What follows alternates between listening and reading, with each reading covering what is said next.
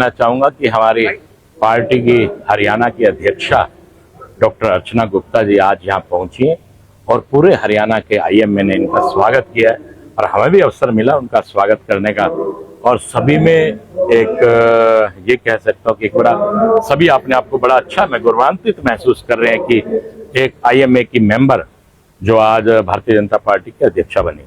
17 तारीख को sir PM आएंगे, देश के प्रधानमंत्री, इसलिए काफी साहब हर गांव में जनसमूह कर रहे हैं, किस तरह उत्साह मिल रहा है? देखिए, मैं ये कहना चाहूंगा कि 17 तारीख को जो हमारे देश के प्रधानमंत्री नरेंद्र मोदी जी यहाँ आ रहे हैं, तो सबसे बड़ी बात तो ये कहूंगा कि उस दिन अगर हम महाभारत को देखें तो महाभारत का युद्ध कुरुक्षेत्र से प्रारंभ हुआ, लेकिन अंत जींद में हुआ, लेकिन जींद का कहीं जिक्र नहीं आता।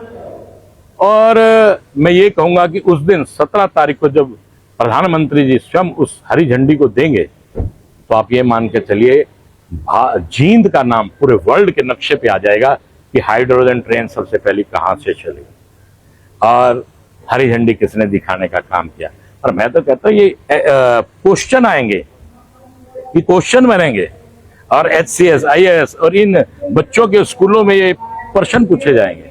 तो ये मेरे लिए बड़े गौरव की बात है और पूरे वर्ल्ड में जींद का नाम आ रहा है। उसी को लेकर 51 क्विंटल लड्डुओं का प्रसाद बांटा जाएगा कि जिस भूमि पर मैंने जन्म लिया है उस भूमि का नाम, उस शहर का नाम पूरे वर्ल्ड के नक्शे पे आएगा। और लोगों में बड़ा उत्साह है।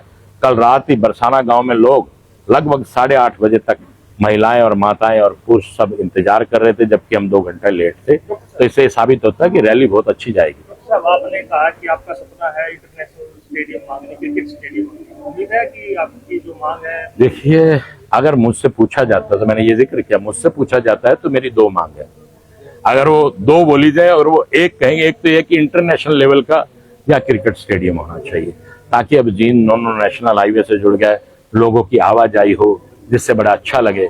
या दूसरा कोई सरकारी बहुत बड़ा उद्योग जिसमें बच्चों को नौकरी मिले, एक ये मेरी सोच है। अगर उसमें फिर दोनों में से ऑप्शन पूछा जाएगा तो मैं उद्योग की बात पहले कहूंगा, क्योंकि मेरे बच्चे जो हैं, मेरी जींद के जो बच्चे हैं, उनको ताकि नौकरी मिल सके।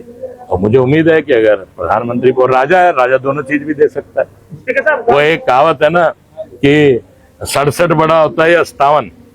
किसी ने पूछा, भाई एक थोड़ा यूं बता, 67 बड़ा है कि 57? बोला जी 67 बड़ा है और 57 भी घाट नहीं होता भाई। उन्होंने ये कहा है कि अगर जो मोदी जी मिर्जा साहब को 1 महीना रोक ले तो ये राजधानी बन जाएगी जींद।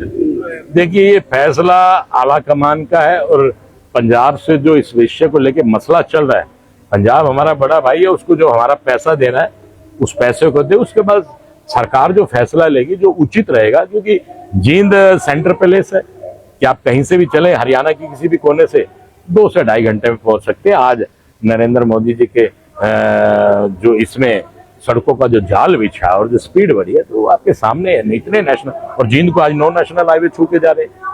गांव के लोगों के साथ मिले तो गांव के लोगों ने कुछ सुझाव भी दिया है कि कोई अलग से मांग। देखिए, मैं सबसे आपको बताना चाहूंगा, गांव में कोई लंबी चौड़ी डिमांड नहीं आई। नहीं पहले डिमांड्स आती थी या कमियां आती थी, बड़ी कम डिमांड्स मुझे मिली हैं और कम ही कमियां लोगों ने बताने का काम किया और लोगों में उत्साह है, लोगों में बड़ा चाव है इस बात का।